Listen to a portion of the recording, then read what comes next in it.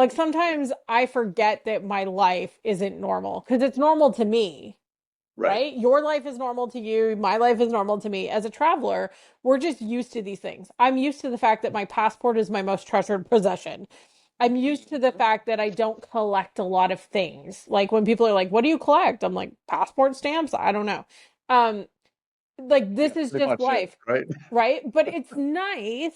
It is nice when you go home and you get another perspective and somebody grounds you a little bit and goes, "Hey kid, deep breath." And there is no place I would rather be for the most part when shit is going wrong than at home with my family and people who understand me.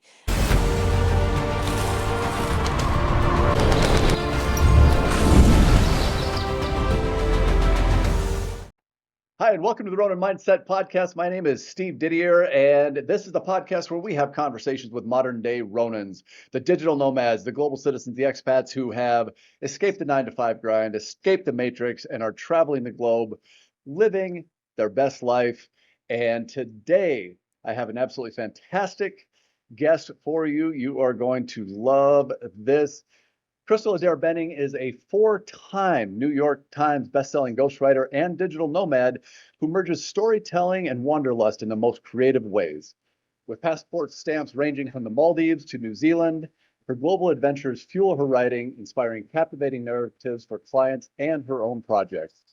Whether she's crafting best-selling books in Croatian cafés or exploring the creative magic of Bali, Crystal's life is a seamless blend of words and wanderlust. Crystal Adair-Benning, welcome to the show. Thank you so much. Thanks for having me. My pleasure. I love that bio too. Captivating blend of Who words wrote and that? wonder. Who wrote that craziness? I I don't know. know. You have to Oh, find who wrote that. I know, honestly. Yeah, it's amazing. So I appreciate you coming on, and that background is beautiful. Where are you at? So currently we're in Vancouver, BC, or well, technically Vancouver Island, BC.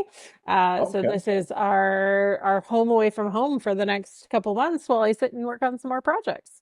Nice, nice. Yeah. And then what are the plans after that?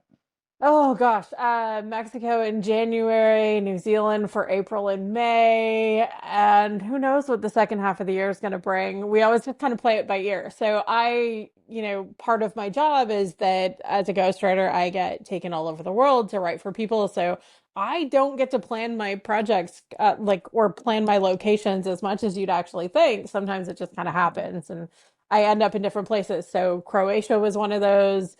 Where did we end up last year? Dubai, Fiji, the Maldives. Like I never know where the project's going to take me, and that's part of the joy and part of the fun. Yeah, you know what? I'm one of those guys. I mean, obviously, I am single, no kids. Well, I have a girlfriend now, but I mean, typically when I travel, like, I'm single, I've got no kids. I only have to answer to myself.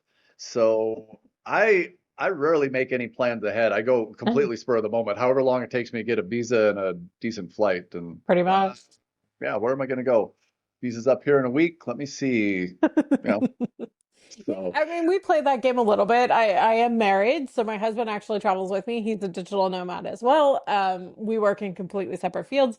He's in finance. I'm obviously in the creative arts and writing, and we have a dog too. So we navigate all of that. The dog goes with us, mostly kind of 6 or 8 months a year. She's usually with us. But when okay. we go places she can't, she has wonderful doggy sitters that have adopted her and happily take our little fur friend for a couple months at a time. And she loves it. I think she loves staying with them sometimes more than she loves staying with us, if I'm honest. Well, especially if she knows them, Oh, she yeah. gets that familiarity. It's not like a kind of a stressor. She's like, oh, okay, these are my people too. So I'm gonna get more treats now. Yeah, she definitely gets more treats. She also gets other dogs to play with. So, no shame in her puppy game. She is happy wherever she is, that one. Beautiful thing. What kind of dog? She's a King Charles Cavalier Spaniel, so she's beautiful. She's like 15 pounds. So she's the perfect weight to fly with us pretty much anywhere in Canada, the US, Mexico, even some places in South America and Europe we can take her. She just it's a little tough when you want to go to like New Zealand, the Maldives, Bali, stuff like that. So she doesn't Yeah. typically make those long trips. I wouldn't put her through it. But anywhere she can fly under seat or on seat with us, absolutely she gets to come. That's awesome. When I first started nomading around a little bit, I was lot more of a slow mad just because I did have a dog at the time too, but it's a 100 Yeah. pound pit bull, so there was no sticking Yeah. him under the seat. No. So Grandma. you I know mean, what? I've seen I would people have had try no and do that problem. and carry on. Like, come on. I would have had no problem buying a seat for him, but other Totally. people have issues with pit bulls and whatever. Listen, a lot of people have issues with my tiny little King Charles Spaniel too. So, like, people are crazy. What are you gonna do? Yeah, it's all good. So if you're going, you brought the dog a lot of different places then, Yeah. it sounds like. Yeah. Yeah, she's very well traveled. So she's about to turn 3, and she's actually been on, I think we calculated this, somewhere around like 52 or 53 flights at this point in her life. Yeah, so she's pretty well traveled. Like my parents are always like, I'm so jealous. Like this dog is far more traveled than I will ever be. Which is great. I just wish airlines would let me collect, travelers points for her. That would like, why can't I have points for my dog? I'm just saying, like, she deserves gold status or platinum status too.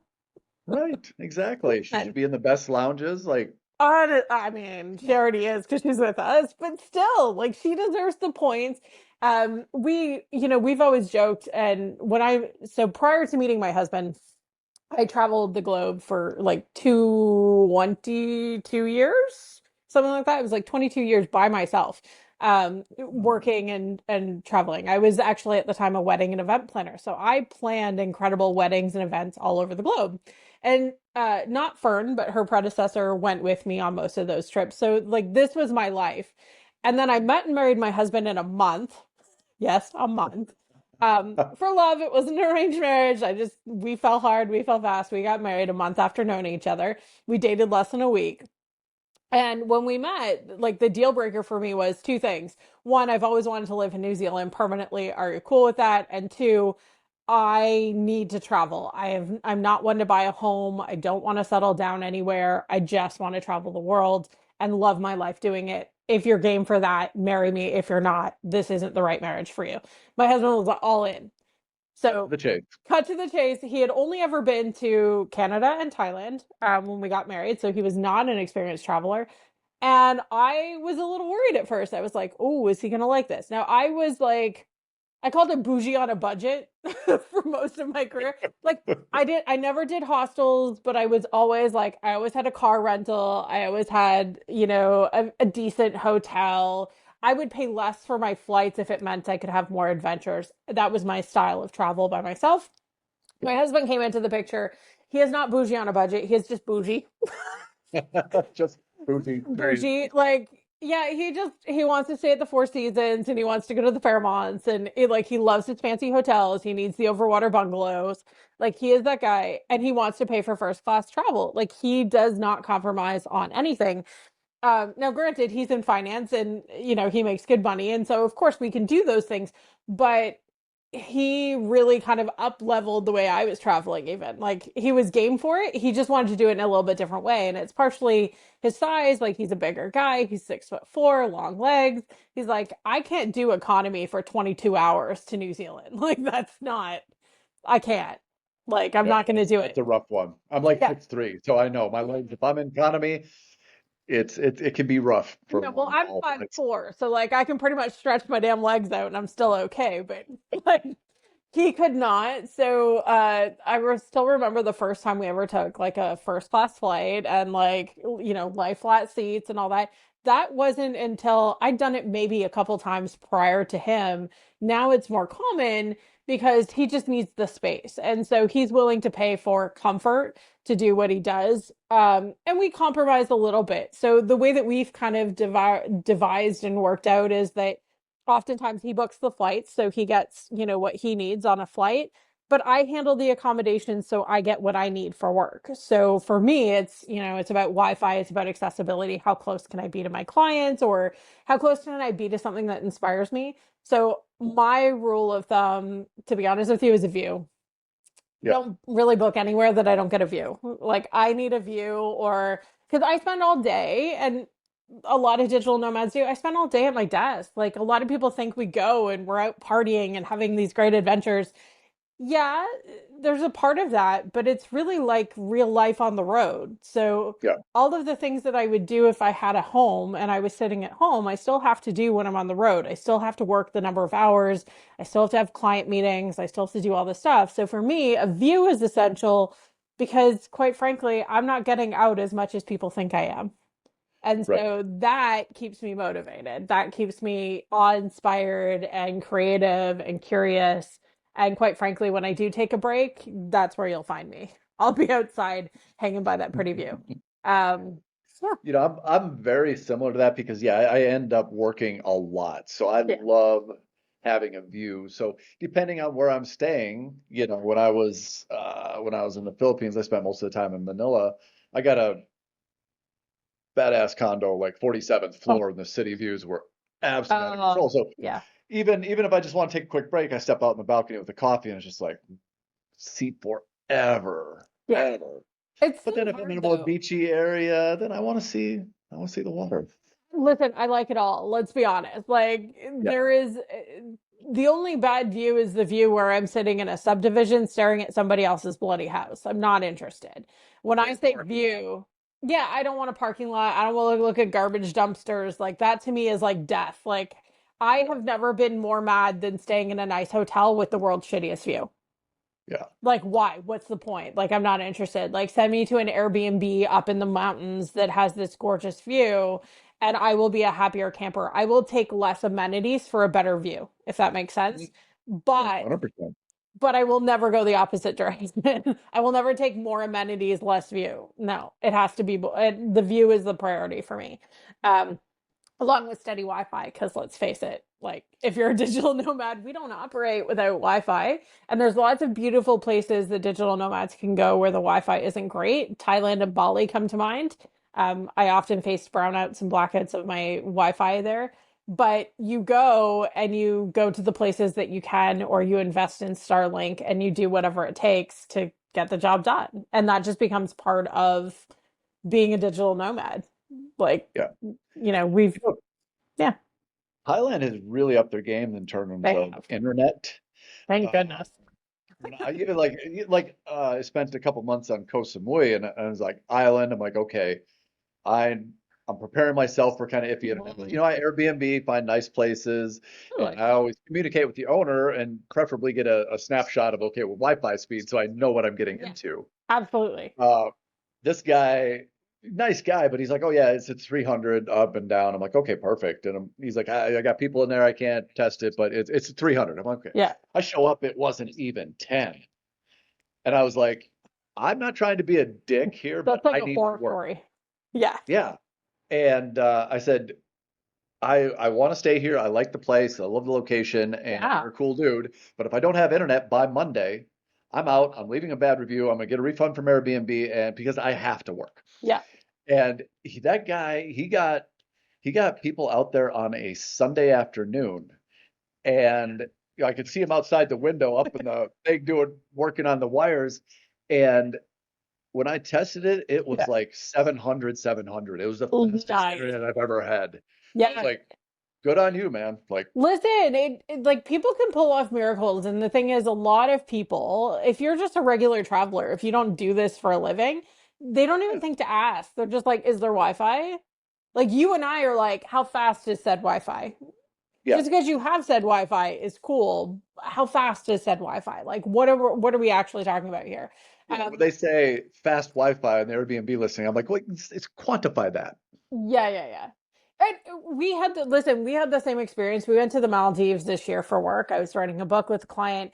Thankfully, the client was staying in the Maldives with us, and so it wasn't that big of a deal. I could survive, but I still needed the Wi-Fi to connect in and upload their documents and share with them and stuff like that, right? But we ended up going the first 3 days because of the resort that we were on. It was brand new. They were still working on things, and the Wi-Fi Mhm. had gone out just before we arrived. And it took them a couple days to get it up. And we had a very frank discussion with them about like, how are you going to support us? And what they actually did was they supplied us with boats that would actually take us to an island nearby that had stronger Wi-Fi to work during the day. So we would go and they comped all of our food and drinks at the other resort. So essentially, we got day passes to the other resort to go because we were there for work and it was super intentional that we had to be there.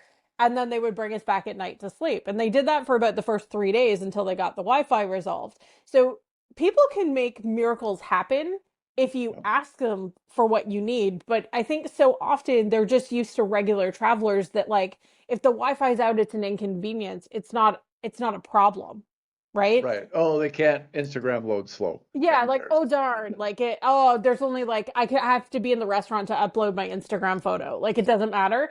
But for somebody like you and I, when we're actually working, like no, Wi-Fi is a must. It's not a need or it's not a want. It's now a need. Like I It's a have need, to have Wi-Fi.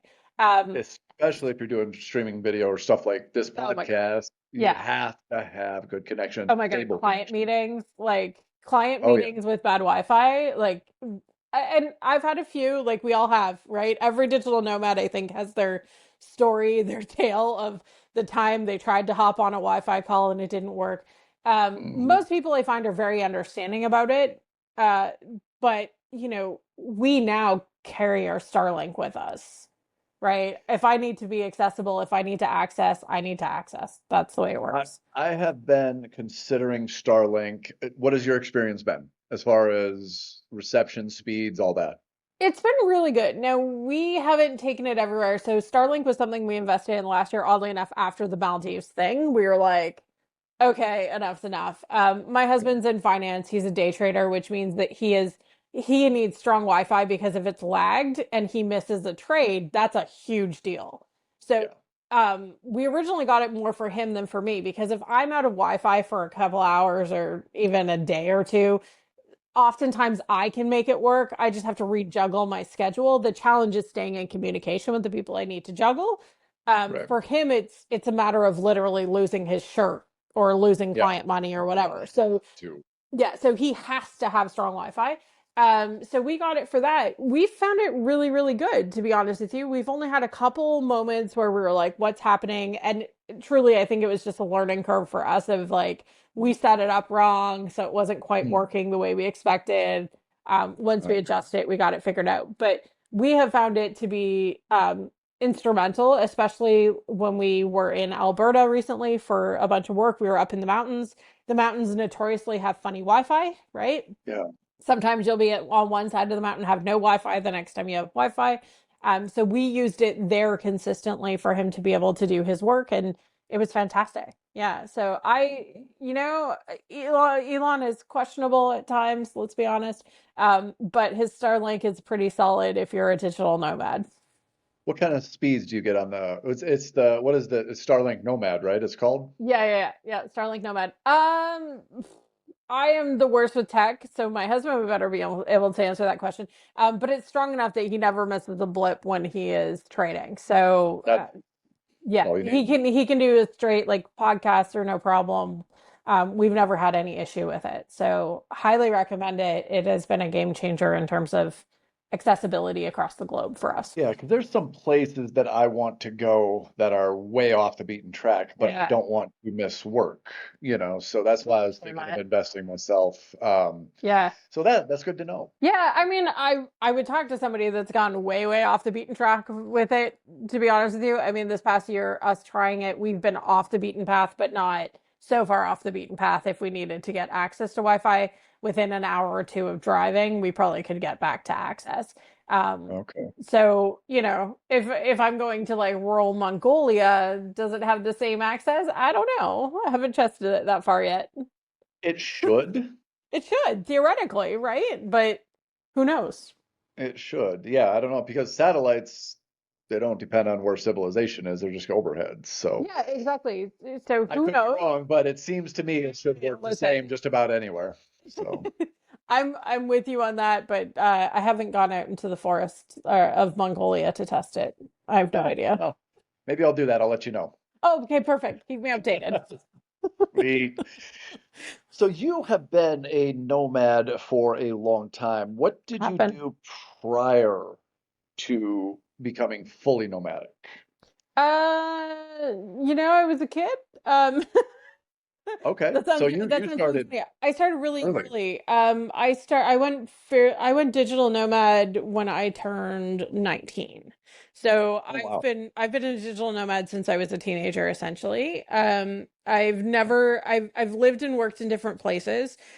Most of the times my digital nomadry early on would be different projects. So I would take on a client, I would be in a city or a state for 6 months, 3 months, to whatever the contract was. I would go do the work the contract and leave. So I was doing like longer stays in certain countries.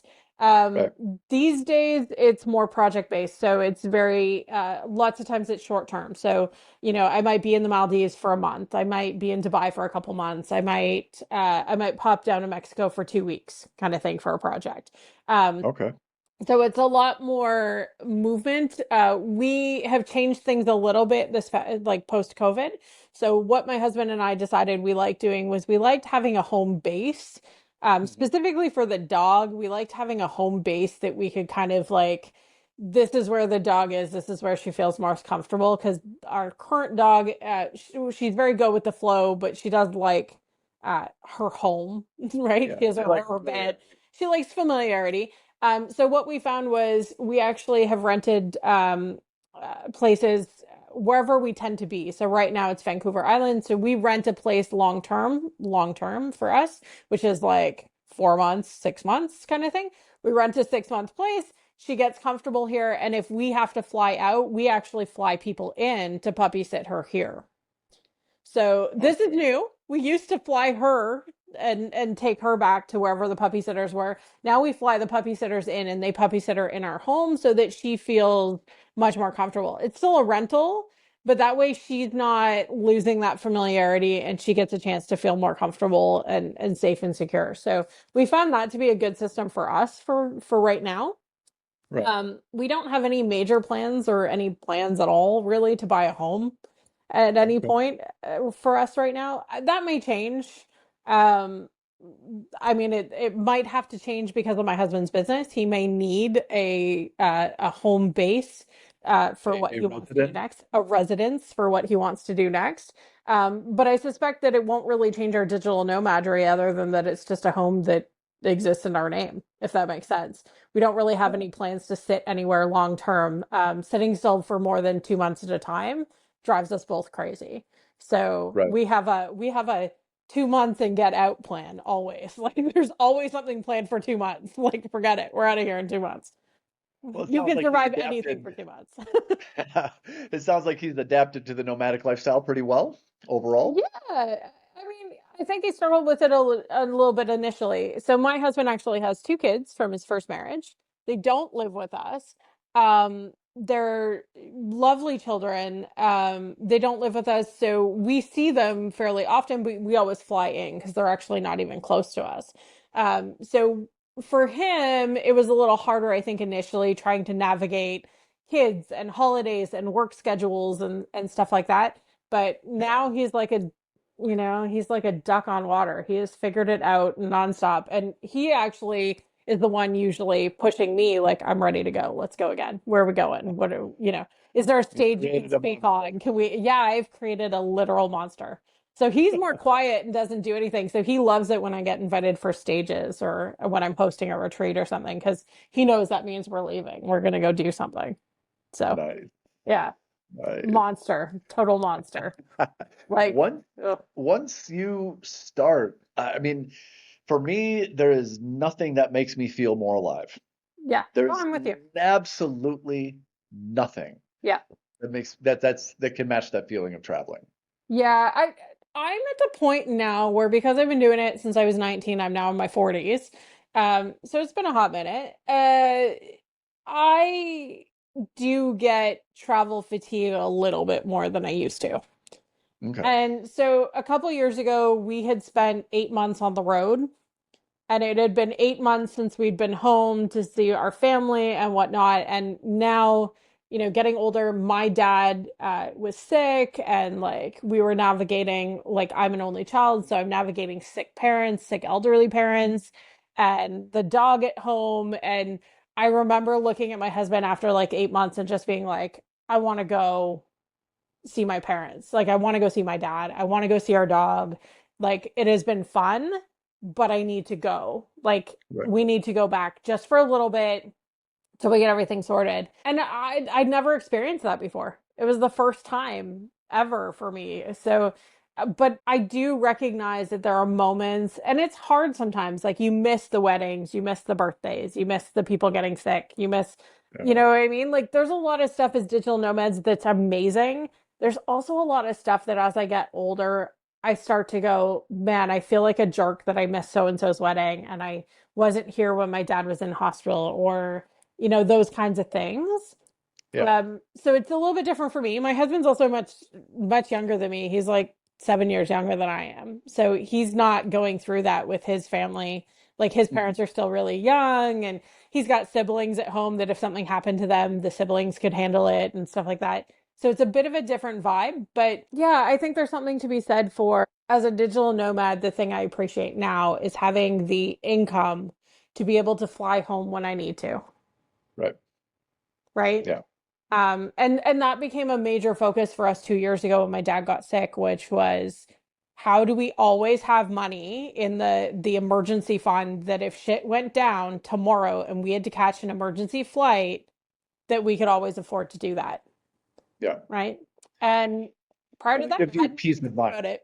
Yeah, prior to Yeah. that, I hadn't really thought. I was just like, if, people had passed away, I hadn't gone to funerals, people got married, I wasn't there. I hadn't really given Yeah. it much thought. But the older I get doing this, the more I'm like, no, there are big moments that you should be home for, that you need to be here for. You and I have kind of traveled a similar path in that because I left home when I was 17. Now I didn't Yeah, nomad around internationally, but I was yeah, all over the United States and then yeah, I was in the military and so I haven't been home since I was yeah, 17. I haven't yeah, lived near my family. Now I'm the yeah, oldest of five, yep, so I'm fortunate that my four other siblings are there. So when things happen, but at the same time, it's the same way. Like I've missed funerals, I've missed weddings, yeah. I've missed all sorts of stuff. Birth and death, and you miss all the Yeah. big moments. And I genuinely found, like, my husband always thought it was strange when we first met, because he's like, I want to meet your friends, and I was like, well, we'd have to travel to like several different countries to meet my besties, because like Yeah. they're all over the damn globe. Like, and he's like, how can you consider somebody who doesn't live near you your best friend? And I was like, well, the cycle of sharing and the cycle of relationship doesn't end with location. For me, it's not about location. It's about how, in like, how did we meet? How close of friends are we? Do we check in on each other when we're not in the same place? All of those types of things. And that was a learning curve for my husband, who's very extroverted. He's very used to having friends around nonstop, and friends who would connect with him and speak with him on the daily, and he would go out to parties. And since I was 19, I've never really had that. When I'm in a certain spot with those people, absolutely, I'll go through a phase where I'm out a lot with them and I'm seeing them all the time, whatever. But then if we don't see each other for another 6 months or 2 years, it doesn't matter. We just pick up where we left off the next time we see one another. Right. It's a totally different vibe. So that, I think, was a big, like, learning curve moment. But I don't know. I actually find it really easy to maintain friendships when I'm far away. It's just about communicating. And I wonder if that's a female trait that, like, I've No, picked up or not. But no. he 'Cause I do the struggles a same little thing. more with it. I've got friends in, I don't even, I'd have to sit down and really think about it, but there's Yeah. probably friends in 30, 40 different countries that I can Oh, it's call up. Hey, I'm amazing. going to be there. And like, Yeah, "Boo, yeah. yeah, but I stay in touch. And especially Yeah. nowadays, you've got WhatsApp, you've Communication. got Facebook, you've got Well, Instagram. It's like, it, I can it- wake up at any time of day and literally go, whose time zone am I in if I need to talk to somebody? And I always think yeah, that that's amazing. Like, it can be 2 o'clock in the morning here, and I can call my friends in New Zealand, and they're like, hey, Chica, what's up? Like, yeah, what's what's going going on? on? What's new with you? And like, they'll listen and whatever. So to me, it was the best of both worlds. It was like friendships that I could connect with at any point. And when you're traveling, I mean, the amount of times I've connected with like Kiwi friends in like Europe has been just mind blowing to me. Or Yeah, like, show up in Bali and suddenly your friend from the US is walking down the same damn street and you're like, "Hey, what are you doing here? I didn't even know what's going on." Like I Yep, it's the love same thing. Like one friend in particular, I met her in Mexico at Playa del yeah, Carmen. We ran into each other in Chiang Mai. Like, what? right? Yeah, Listen, amazing. the world is a big place, but travelers are amazingly interconnected. And Yeah, I am always stunned at the amount of people I've made friends with while I've been traveling that I end up seeing somewhere else in the bloody globe because our schedules just happen to work out and there they are. And yep, I think that that's something that you can't really explain to somebody who's never left home, right? no, Like you no, can't really explain that the world is big, but it's actually very, very small. yeah, and and it's like you'll be tiny. surprised. Like I'm still surprised. Like we showed up, we only moved back to Vancouver Island, moved. We're only here for a while, but we actually came back to Vancouver Island only on last Sunday. Mm, And it's been less than a week, and I've already seen like four people that like don't live here, but who are here who happen to be like traveling and just were like, yeah, I remember you saying Vancouver Island was amazing. So here we are. Like, yeah, how cool is that? That just walking down the street in the place that I happen to be, I run into friends who I haven't seen in ages and get to have this yeah. moment with. That's pretty cool. I like that stuff. I think it's amazing. Right? There's something about seeing somebody that you maybe know and you're used to interacting with them in a certain place, Oh, and then you inside of see their them zone. really. Yeah, Yeah. it's fascinating. Airports are I love it. great for that too. Like you walking through the Airport. airport and you're like, "Hey," and even if you don't know them, I feel like if you spend enough time in certain airports, you pick up that there are certain people that always travel through and you might not know them by name, but you recognize them, right? You recognize their suitcase or you know their hat or their coat or a mannerism. I get picked Right. up often. I'm not wearing them today, but normally I wear heart-shaped glasses. So I get Okay. picked out nonstop because somebody will remember my heart-shaped glasses and be like, "Weren't you here like a week ago?" Usually happens when I'm going through security. Thank you, security. But it's one of those moments where like you feel at home traveling, and I don't feel quite at home when I'm sitting still or when I'm home with my family, Yeah. right? It's still weird Yep. to me that I have friends that never left our hometown and I've traveled to like dozens of countries. It's still, and they'll ask me like, "How's life?" And the first question that people ask when you're a traveler is, "Where in the world are you?" Yep. Right? Like, Yep. I'm used to that being like, "How are you?" and then "Where in the world are you?" as the two questions I get Exactly. asked most often. And, I just ask them, "How's life?" Because I don't know Yeah. what to say.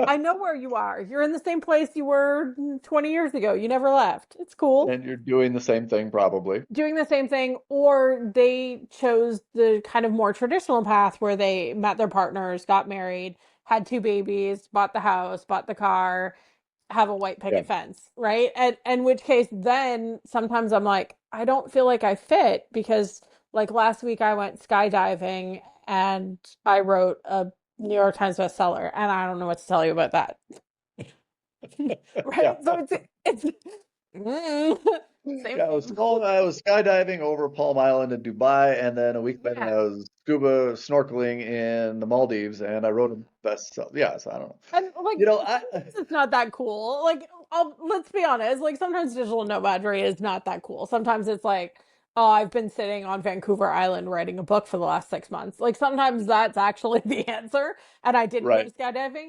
But it always seems to be that I get the "what have you been up to" question, like right after I've come back from some stupid, crazy adventure, where I'm like, Yeah. well, I'm just gonna sound like a jerk to you right now, but here's what I've been up to. Yeah, here's it is. Here's the list. Here's You the know, and story. I had some people kind of bring up like, on the podcast, it sounds like you might be kind of shitting on people who choose like a regular kind of stable lifestyle. No, And I'm like, no, no, no, we no, no, need those no. people. Not at all. Not at all. Like I don't Yeah. judge anybody. I think you got Nah. to do what you makes you happy and what you're Yeah. comfortable with and really what feeds your soul, regardless of anything else. And I would, I don't judge anybody, but it's also hard for me to relate sometimes. Like I went Mm. home and my buddy's girlfriend, she at the time she was like 52. Yeah. She lives in a town of about 2,000 people Small town. and been there her whole life. And Yeah. when I was, she was like, "Oh, okay." So I was staying with my buddy. Yeah. And it's like, oh, okay, well, how long are you gonna be here? I'm like, oh, probably another couple of weeks and hang out, spend some time with the family and different things. And she's like, oh, where are you going after that? I'm like, um, well, I'm gonna go to Miami, and then after that, I'm gonna go to Spain, and then probably stop off in the United Arab Emirates. And Yeah. like her face was like, Holy crap. What? why? Yeah. Why? Yeah. I don't know. Why not? I'm probably Thailand after that. And after that, I have no idea. She's like, no, like, why would you want to do that? I'm like, why wouldn't Why you? wouldn't Like, you? I don't get it. But like, she was Yeah. like, you know what? She's like, I was born here. I was raised here. I don't need to go more than 10 miles outside this town. I was like, Oh, what? listen, even on Vancouver Island, like there's a saying on Vancouver Island that like people don't travel more than 15 minutes from home, and it's completely true. Most of the people that we meet here literally travel in a 15-minute distance around their Yeah. homes. So everything they have exists in a 15-minute distance and they don't go. So the first time we lived on the island, um, my husband and I are road trip people. Like we get bored easily. So we're like, oh, it's Tuesday. I got nothing on my plate today. What do you got on your plate? Nothing? Okay, cool. You want to go on a road trip? Where do you want to go? I don't know. This spot looks cool. Or we'll check the weather Right. map and be like, the weather's better right here. Do you want to go check out whatever's up there? And then we'll Yeah. just do a drive. People on the Yep. island thought that we were crazy when we moved here because we were like, oh yeah, we went up all the way up north to like Port Hardy last week. And they'll be like, I've never been to Port Hardy and I've lived here my entire life. And we were just like, I'm sorry, what now? Like it was a learning curve. Here's the thing though. I love people that don't leave their bubble. And the reason I love them is because the world needs people that don't leave their bubble. It needs both of us. Like I There, just have learned to be curious. time.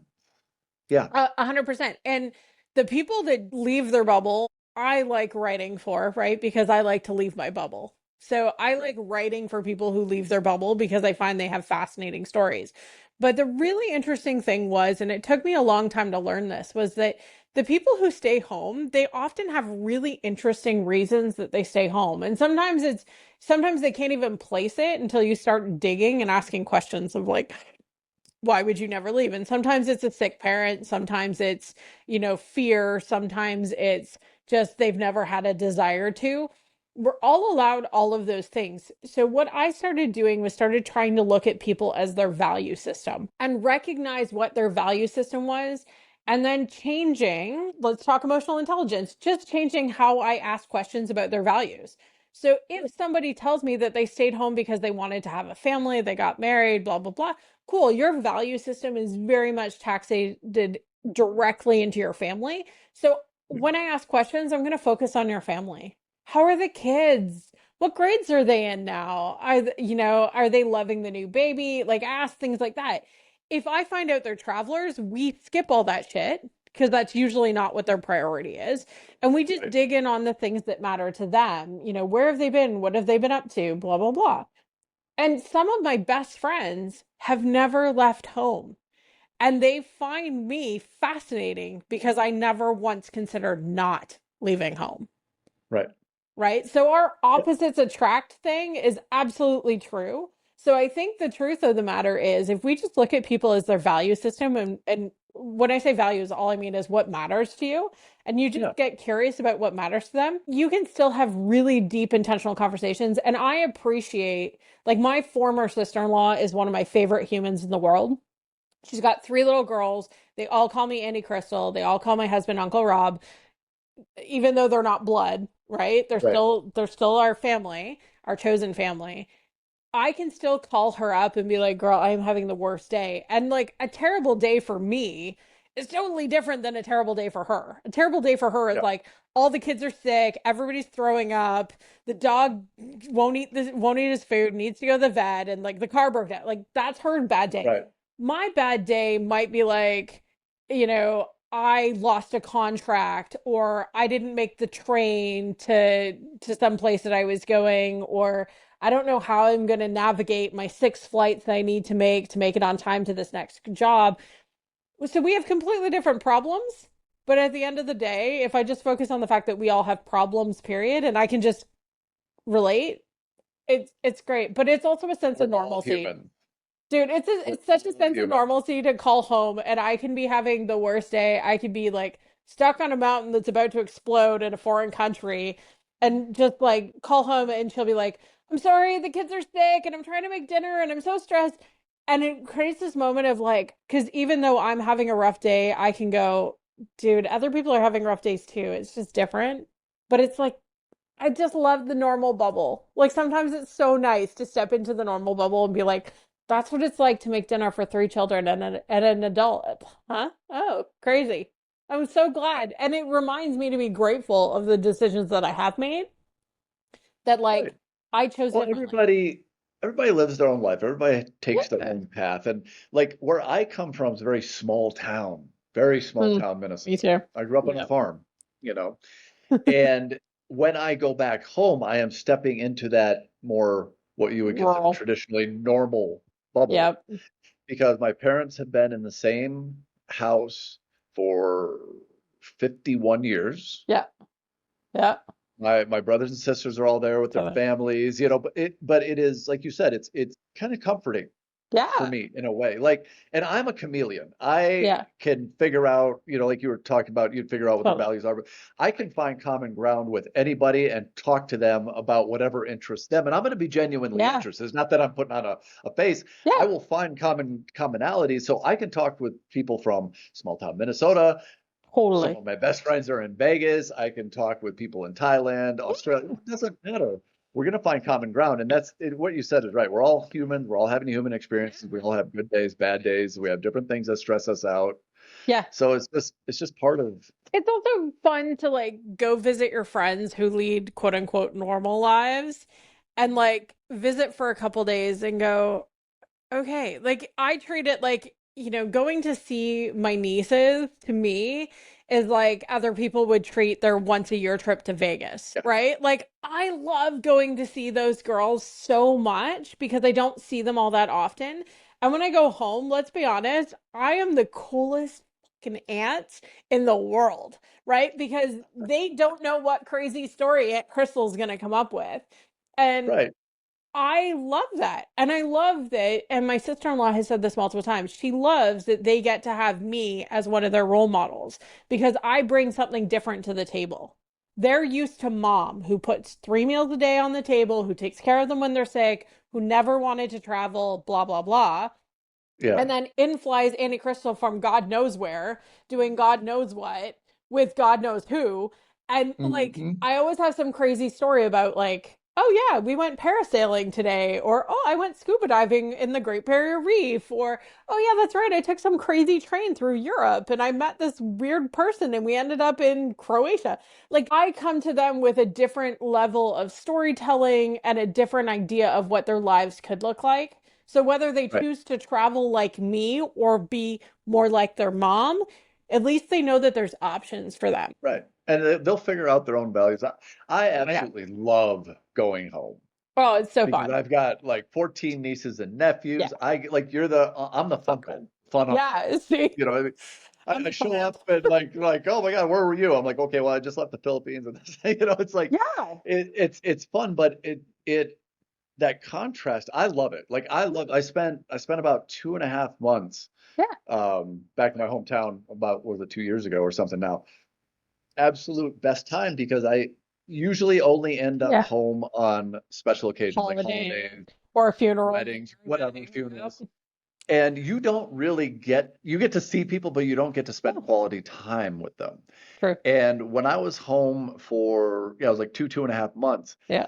I got to actually spend quality time with my parents and my Yeah. brothers and my sisters and my friends Yeah. that I hadn't done in 30 years. Yep. Yep. And that honestly was, I don't know, it's hard to rank things, but I treasure that time that I got to spend. 100%. I'm not gonna say it's the Yeah. best time or this was the best time Yeah. because I just Whatever. love all experiences, Yeah. but that was a time that I treasure. I want to do it again. I want to go back up and hang out for a month because I it think was, we all should. yeah, I think it's one of those things. I think when family time or going home is forced, right? Or mandated that like everybody goes home at this time, it stops feeling fun. So, and this is something I've witnessed with my husband specifically, is like when it feels like he has to do something, he doesn't want to do it. But the second that it's like, no, we're going to go home and we're going to see all these people and we're going to have a great time and it doesn't feel forced, it's like a learning opportunity. It's also a chance for me to feel grounded. Like sometimes I forget that my life isn't normal because it's normal to me, Right. right? Your life is normal to you. My life is normal to me. As a traveler, we're just used to these things. I'm used to the fact that my passport is my most treasured possession. I'm used to the fact that I don't collect a lot of things. Like when people are like, "What do you collect?" I'm like, "Passport stamps." I don't know. Um, like Yeah, this is pretty just much it, life, right? right? But it's nice. It is nice when you go home and you get another perspective and somebody grounds you a little bit and goes, "Hey kid, deep breath." And there is no place I would rather be for the most part when shit is going wrong than at home with my family and people who understand me. Because I've done the thing where, shit was crazy and I ran off to like New Zealand or whatever and lived the crazy life. And yeah, it was fun for a while, but it didn't resolve the problem. And sometimes what you actually need is to go home and just take a deep breath, slow down, reground, and reset and go again. And Yeah. it took me a long time. Like I spent my early 20s running away and literally running away, using travel as an escape from all of my Yeah. problems. And when I got into my 30s and now in my 40s, like I travel when things are really good now. And when things are bad, I often want to go home and I want to surround Yeah. myself with the people who like are gonna, ground into me and remind me of who I am. Because I too was small town, farm kid, like only child, smarty pants of the community. Like and I forget that sometimes I'm that person, and sometimes we all need just a reminder, and going home is that reminder. So I'm grateful for the people that never traveled that are always home when I go home, Yeah. if that makes sense, right? Like I My can my guarantee they're pretty dad, much going to be home. yeah. Well, my mom and dad have been in the same place for almost 52 years, so it's there. It's Yeah. oh, even if I was out, one I hadn't been home in a year or more, you always have that in the back of your mind that it's there, that Yeah. that there. And my dad is Yeah. fantastic at grounding me. Oh, for sure. Yeah. Oh, So for sure. those conversations that we have, like, it's extremely valued to me, whether it's in Yeah. person or on the phone, but it's yeah, Everybody you needs need that. those, right? Like I often get, what does my dad refer to it as? Too big for my britches. Love that. Thanks, Daddy. I've heard that a few times. Yeah, a little too big for my britches, right? Like, because I'll come home and have just come off like a 12 country tour or whatever, and I'm back home for a little bit, and I'm just like the first thing I'll say, because I don't know if you've ever done this, but I sometimes will get the attitude that comes with coming home of like, "Ugh, things are so fucking boring here," right? Like I have Yeah, done it. I'm not proud of it, y'all, but like it has occurred where I'm like, oh God, last week I was like staring at this ocean view in the Maldives, and now here I am sitting on my mother's couch listening to her talk to me about knitting. Like, what is happening? I yeah. have got that way. And my dad will sometimes say, "Kid, you've gotten too big for your britches."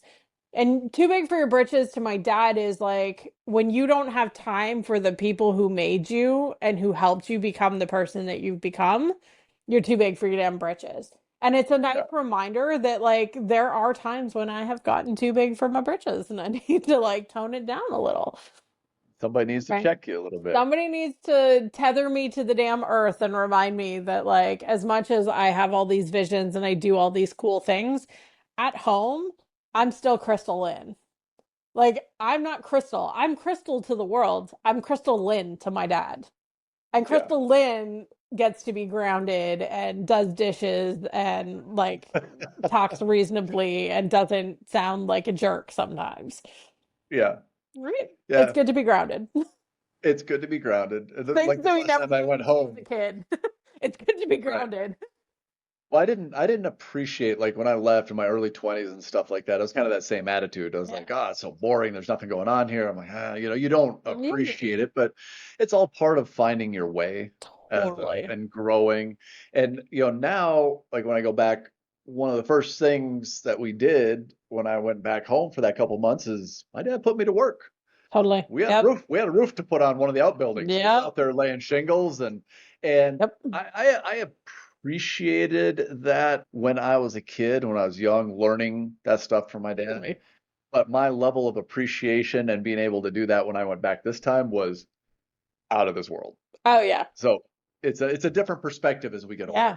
Yeah, and people have different needs and ideas and understanding. Like my dad has always said to me, you know, well, not always. So like 2 years ago when my dad, or 3 years ago when my dad got really sick, he was forced into retirement, and his plan had always been when he retired, he was going to travel the world just like I did. Mm. And then he got sick and he couldn't, and he can't. Mm. And so my dad has been, I'm going to cry. Whew. My dad has been the biggest, like, go out, live your dreams, do all the things you want to do. Don't end up like me, not able to do it when you're old. Right. Yeah. So my dad, usually if I've been sitting still too long, my dad's like, so where are you going next, kid? Like, you got to have a vacation plan, right? There's something. He calls them vacations. They're never work trips Yeah. for my dad. They're vacations. Yeah. And I'm always like, yeah, we're going to Mexico and whatever. And he's like, oh, I can't wait to hear about it. Nobody ever wants to see my photos as much as my dad because he lives vicariously, right? So he's like, Yeah. oh, I want to do this. And we had planned to do all these trips that we're no longer going to be able to do. And my dad's just like, what are you waiting for? Like, he's Right. like, all of the money that I had saved for retirement, it's now just going to sit in a bank. And he's like, no offense, kid, you're going to be rich when I croak, which is congrats. But like, I kind of wish I'd spent it, which is funny because now I mean, I don't need my dad's money. I'm good. And I'm like, I wish he'd spent it. But as a kid, I remember like joking with him, like, don't spend my inheritance. Come on. Like, no, you don't need a new truck. Come on, dad, stop spending my inheritance. And now I wish he had done those things because, like, I don't need his money. I'm not Yeah. interested in his money. I would give my dad having the trip he always wanted for no money. Yeah. Like, and so for me, that's often what I think about too, is like we have money set aside for our kids, like my stepkids, but we're not gonna, this is an argument family always makes with us. They're like, shouldn't you guys be here for the kids more? They don't live with us. They're nowhere near us. We do everything we can to support them. But one of the things we're not giving up is our travel because we want them to know that it's possible to live your best life and still do right by your kids. And honestly, that kind of what the story you just told boils down the reason that I'm doing this podcast. Yeah. Because there are so many people like your dad Yep. who, I really want to do this and I really want to travel and I really want to, and at some point it gets to be too late and your life Yep. is behind you. Yep. And that's what I said. I don't judge anybody who doesn't want to travel or doesn't want to do a digital nomad thing. It's not for everybody. No. But those who do, those who really, really feel that calling in their soul, get after it. Yeah. Because life is not a given. Yeah. Like, we could be gone tomorrow. Yeah. So if you want to do something, you need to get after it now. Don't count on being Yeah. able to do it 10 years down the road or 15 years down the road because Totally. nothing is guaranteed. Well, and listen, there's plenty of people, and I've met them on the road and I know them in real life who were like, I've seen what you're up to. I want to do it too. They take the leap and they do it. And 6 months in, they're like, oh my God, this is horrible. I can't do this. I don't like it. Yeah, Cool. Choose again. It's not a life sentence to say I want to be a digital nomad, try it for 6 months and be like, nope, didn't work. I have a friend who just did it. not for They me. they decided they were going to pack up, go to Costa Rica, spend a year in Costa Rica. They were there less than 6 months and were like, this is not for us. We made a big mistake. And she phoned me and said, what do we do? And I said, you sell what you can and you move back. Like, You go you back. choose again. Life are, yeah. It's not hard. I mean, do you know how many places in the world I've lived where I was like, oh, this is a giant mistake. Why am I here? This is awful. I mean, we Yeah. just finished living in one of my least liked cities in the world, which was Edmonton, because my best friend was there and she needed some support. And happy to do it and grateful that we can do it as digital nomads. But dear God, the day we left, I mean, from the day we moved to the day we left, I was super excited to leave. Like Yeah. it is not Well, my it is not Edmonton. my All right. city. Edmonton, man. It was not my city. You are going to naturally move to places that you're interested in and initially go, not my city. And you're going to go to other places that you're going to be like, holy crap, I could live here my entire life and I'd be so happy with it. And Yep. I feel that way, and my husband feels that way about New Zealand. Every time we go to New Zealand, we're like, this is home. This is where we want to be. But yet, That's your spot. that's our spot. That's where we love. But yet, there are other places like we both have gone to Scotland and gone, dude, I could live here too. I have lived in Yeah. Scotland. I was like, listen, living in Scotland and visiting Scotland, two separate things. Don't say you could live here until you've done a Scottish winter. You might decide you don't want to live here no more. Scotland Yeah. winters are not much fun. Um, but I think that you give it a shot. When my husband said I could move to Scotland, I was like, dude, I would 100% move to Scotland with you for a year if you want to try it out and see if you love it. Why Yeah. not? What's stopping it? A bunch of Yeah. plane flights? Like, oh, shocks, like we've never taken a plane before. You Yeah. know what I mean? And he's like, what about the dog? I'm like, it's Europe. I can bring the dog. It's cool. She can come. Like, Yeah. 7 hour flight. You'll be fine. 7 hour flight. She'll be cool. She won't mind. Like, we can go if you want. There's nothing stopping us. The only thing stopping us at this point is my husband has big dreams for something that he wants to do that will require residency. And we need to figure out where the residency needs to happen before, because a house will eventually have to be bought somewhere, and that may impede visas. So we're in a different situation right now. But as soon Yeah. as that situation is resolved, we'll be off again. And having residency doesn't mean I have to sit there forever. It just means I have to own a Nope. house there. Exactly. What was it about New Zealand that made you like, okay, yeah, this is my jam. This is my spot. Oh. So the first time I showed up in New Zealand was 2 days after the Christchurch earthquakes. Do you remember that? It was like I remember hearing about it. 2011, Yeah. I want to Yeah, think. it was a long time ago. Yeah, it was a long, long time ago. But I ended up in Christchurch 2 days after the earthquakes hit them really badly, and the city was basically condemned at that point. There wasn't much left of it. And I had, oh my God, we're going back here, but back in the day, guys, MRC chat. Does anybody remember this nonsense? Like it was old school, like online chat forums before Reddit existed. And I had Way made, back. yeah, like super, super far back. I'd made some friends who lived in New Zealand who had always said, "Oh, come visit, come visit."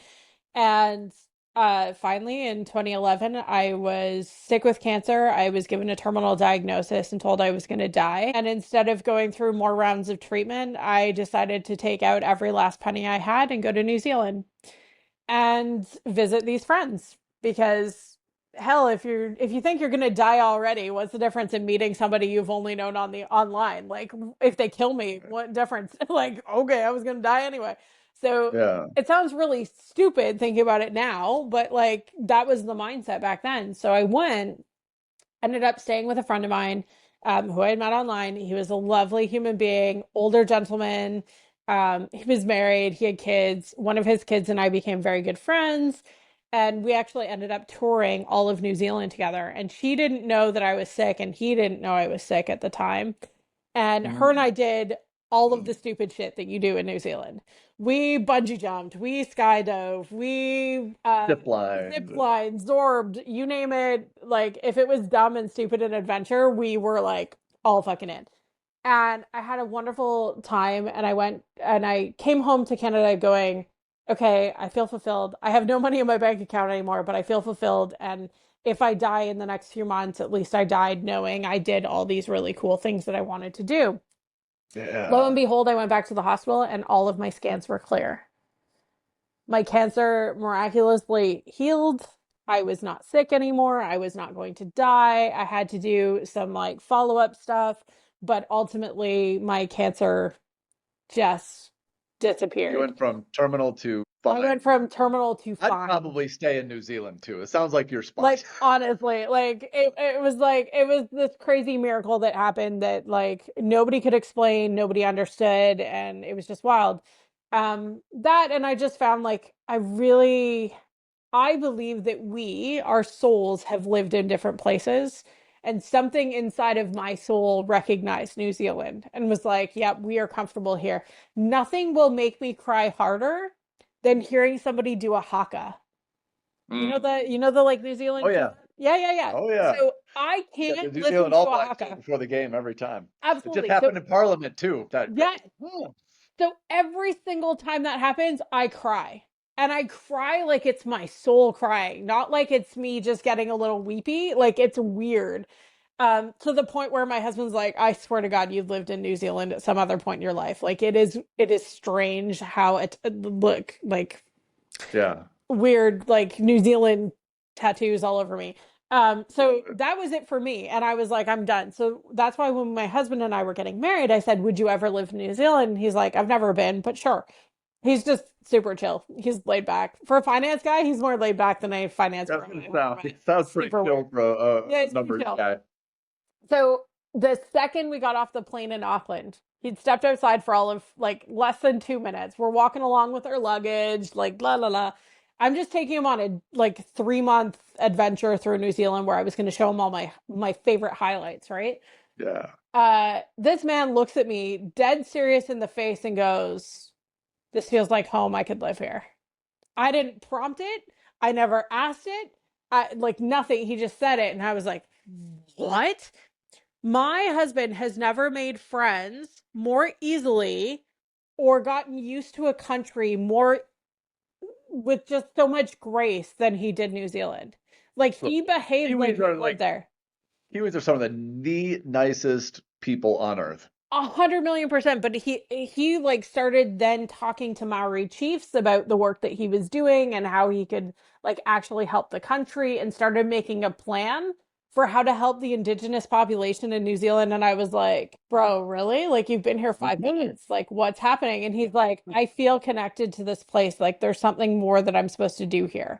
And I was like, okay, so that's why it's been home for us. For me, I got my miracle. For him, he genuinely just felt like it was home. Like it's mana, it's home. Like he's ready to be there. So weird, but yeah, that's why New Zealand. So I mean, the goal is still to be there. New Zealand has some of the strictest rules around, coming into the country. They don't have a nomad visa at this point. They've talked about it, but they haven't created one. You can do an investor visa at something like $5 million per person. Like it's Ooh. wild to get into New Zealand. So the goal is still there, but it's a pretty hefty goal. It's not a short Yeah. term. And unfortunately, in my 40s now, I don't qualify for those like traditional visas that kids would take to be somewhere anymore. So Yeah. we go and we try and spend at least 3 months, if not 6 months a year there, because that's as much as we're allowed based on our visas. But we would like to make it a permanent solution one day for sure. Have it be Yeah, home based. I can't wait until I find that place. I have been wondering for a long time. I have Yeah, never been to a place. I've been to a lot of places that I've loved.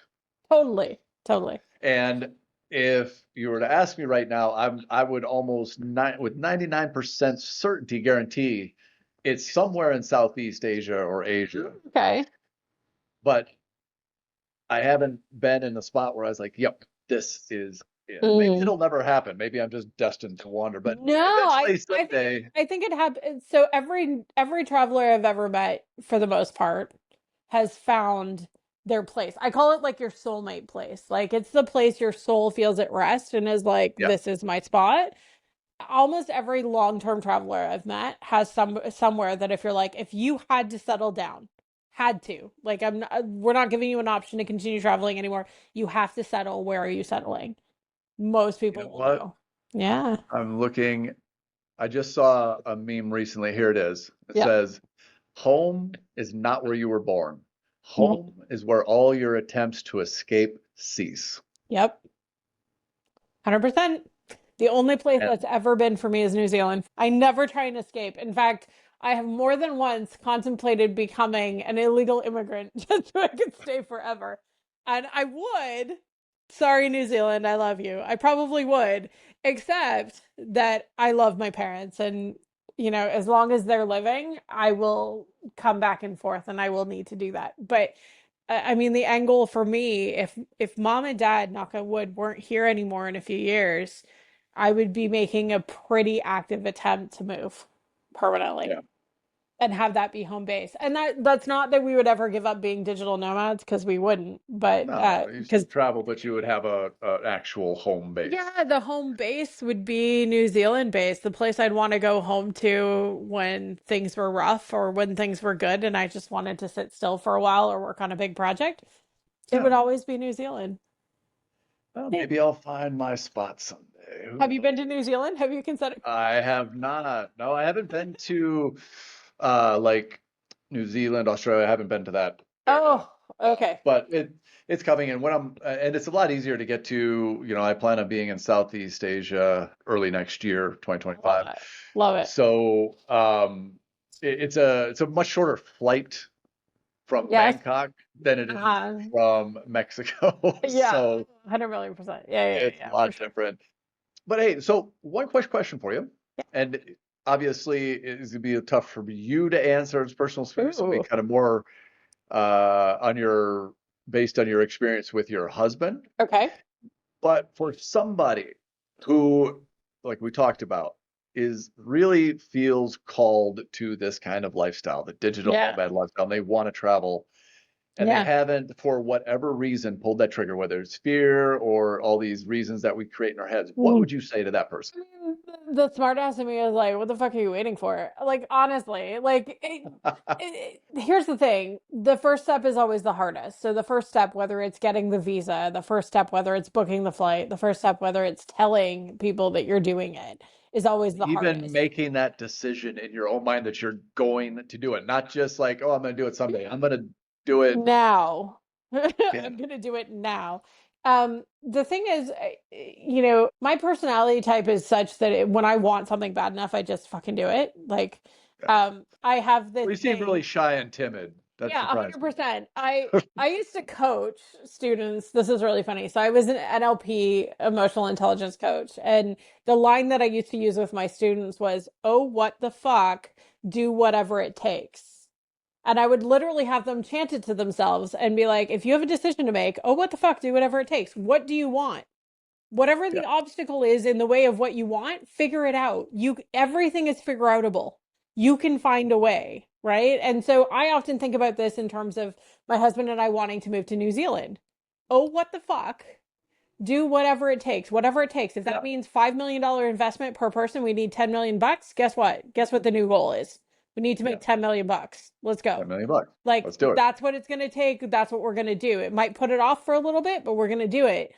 So if there's a decision to be made, if it's like, I think I'm ready to be a digital nomad, if the thing that's your obstacle is setting up a new bank account, getting a visa, telling your family, doing the thing, do it. Just do it. Here's the thing, you Yeah. can always make another choice. Yeah. You're not And locked if you in don't like where you forever. land, go. Go someplace else. Go back wherever. God, I mean, the first time I went to Paris, I hated Paris. People Really? who are obsessed with Paris, France, I'm confused by you.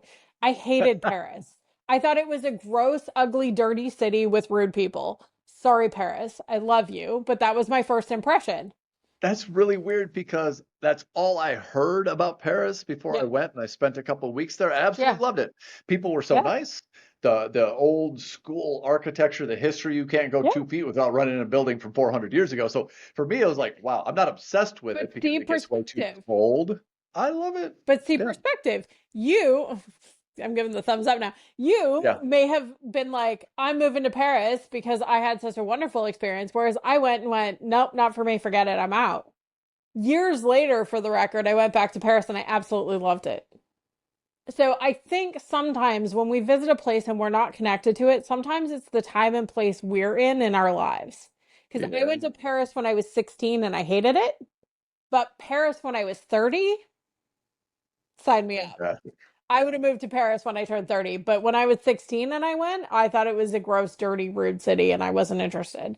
But at 30, I was like, God, look at the architecture and the people are so amazing and the romance and the colors and the lights and the And the fashion wine is and the so cheap. wine and I mean, bread that doesn't make you feel gross. Like, I Oh, the loved it, bread. right? The The bread. Oh my bread. Come on, it was all about the bread. Let's be real. Oh, it's all about the bread. It's always about the food. Every country of the world that I travel, I swear to God, I am such a foodie. It's a problem. My waistline does not always love it, but food. If I don't love the food of the place I'm in, I probably can't move there. Yeah. That's like Rob has his 6'4", I need leg room. I have my, if I don't like the food, we're out of here. Like, can't do it. Yeah, like I love Vietnamese cuisine. I Oh love yeah. Thai food. I Ugh. so I was in heaven, but I also love tacos. Ooh, Mexican. And you cannot find Oh, good Mexican food in Thailand. It no. doesn't No, exist. I checked, and what they call Mexican food there is it's not not. Mexican food. It's not. It's like Canadian Mexican food. It's not really Mexican food. No, I'm actually no. very excited. So in like along the same line of my dad, my in-laws did the same thing, but my in-laws are actually retiring at Christmas time this year. Their Hmm. very first trip out of the country is my husband and I taking them to Mexico. So what they needed in order to get the travel bug was the safety net of having people who traveled take them somewhere first. Cool. I will always be your adventure guide. You need somebody to take you somewhere for your first time? Call me up. I got you. We'll go somewhere. Where are It'll you be taking fun. them? Oh, Where are you taking them? okay. So we're doing travel light here. So like we're not going to scare the crap out of them. We're just taking them to Playa del Carmen. We'll take a Great couple choice. little day Mexico trips. Light. Yep. Mexico light, right? Like still tourist friendly, still North American friendly. They're going to be fine. We're going to move them. We're going to take them through Playa. We're going to take them down to Tulum. We're going to do some cenote swims with them, take them to a couple beach clubs. Give them the like tourists but not tourists because we're not taking them to a resort. We're actually living in an Airbnb with them and showing Good. them what life looks like for us when we travel. And so I think that that's also a great way. Like if you were thinking about it and you're like hesitant, but you know somebody who's a nomad, maybe you go do a week with them and see what the life looks like and see how you feel about it. Like, why not do like a nomad exchange system where like you basically come down and I'll show you what it's like? Because a lot of people still have this vision of digital nomadry as like, I'm going scuba diving on Tuesday and skydiving on Wednesday, and I'm gonna, and it's not, you and I I both know it's wish. not like that. I That'd wish. be so fun. Like, could my life look like that? But the reality is, nine times out of 10, it's regular work hours, but with a view. Like, guys, Yep. regular work hours, I just have a view, and at night I can go do something cool, or sometimes in the morning I can go do something cool. But so like, why don't you just find another nomad that you know and love and say, hey, can I come do a week where you are and check out what it's like? Because they more than likely 99% of the time are going to say, hell yes. Yeah, we love it when people come on the road with us. I love it still when friends call and say, hey, I'm going to be in Mexico. Are you and my husband's name's Rob? Are you and Rob going to be in Mexico at the same time? Yeah, yeah. Where are you guys? We're in Playa. Oh, cool. I'll come meet you in Playa for the week. We usually have an Airbnb with extra rooms just in case people show up because we know what nomad life looks like. You Come know, for the one of week. my favorite times, my little brother, he's like 11 years younger than me. Yeah. He went and got a passport, didn't have Love one, it. went and got a passport just to come visit me in Playa and come and hang out for a week. It was Oh, nice. amazing. And so Oh, much fun. So much fun. But he was working in the oil fields in North Dakota at the time, yeah. which is miserable, cold, windy, and like he would send me pictures and he had a big beard, big burly, Oh, oil rig guy. yeah, yeah, He yeah. had like icicles hanging off his beard. And then Oh, and I sent him a picture because I sent him one of those pictures, and then I sent him a picture. We're sitting at Zenzi Beach Club or Zenzi in Playa. yeah. And like, this is two completely different versions of you, my brother. I I am sometimes that jerk that will send like my best friend is in Edmonton as we talked and it's Edmonton got hit with an onslaught of snow this past week, and as you can see there is no snow out in my backyard. So today I went to the beach in my shorts for sunrise and made sure I had my husband take pictures of me running around the beach playing with the dog in shorts outside, and then I sent it to my best friend and said good morning. Good morning. Good morning. To which she responded with a photo of her feet in a snowbank and said, yeah, yeah, whatever. Right? Oh, But, one of my um, favorite hobbies is sending beach pics. Like if I'm sitting on a beach or a coffee shop, I love oh, like cafe culture in Koh Tao in Thailand. yeah. It is magical. I'll just here are my feet in Send a sand and photo. my sister in Minnesota. Like, how are you guys doing? And then they send back the snowbank photos. You're either the Yep. most beloved person, the most hated. My friends, though, oftentimes But all it takes is a photo of like a really great view or me standing in that great view for somebody to be like, can I come visit? Yeah, yeah, you can. So I use it as a way to entice people to join me. And even if you're not going to be a full-time nomad, come join me for a little nomad adventure. You'll never regret it. hang out for a couple We're of going to weeks. make It'll be it fun, fun. I It'll be promise. great. Yeah, exactly. Sure.